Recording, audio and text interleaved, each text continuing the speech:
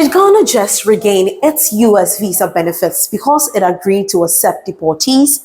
That's the big question on many minds after recent development. Here is what we know so far. In July 2025, the US slapped restrictions on Ghanaian visas, limiting tourist, business, and student visas to single entry and just 3 months validity. Washington claimed too many overstays, especially among students, and described it as a reciprocity measure. Then a few days ago, that is late September, everything flipped. Ghana's Foreign Minister Samuel Okudzeto Ablakwa announced that full privileges were back. That is 5-year multiple entry visas for B1, B2 visitors, 4-year multi-entry for F1 student visas, and also restored consular services.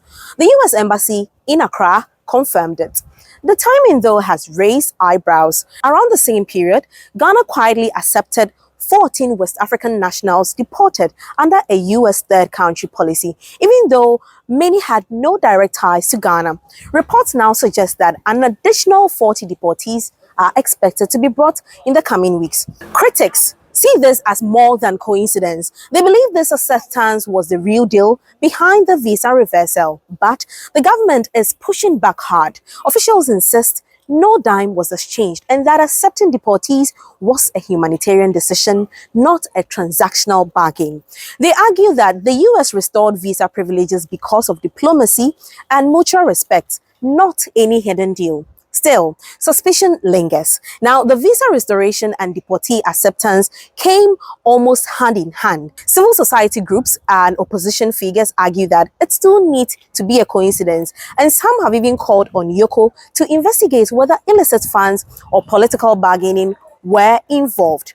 So, what's the bottom line? Ghana says its actions were just humanitarian, but many remain unconvinced, seeing this as a quiet trade-off. So, the question remains, was this really diplomacy at work or a dangerous precedent where visa access comes at a price of accepting deportees?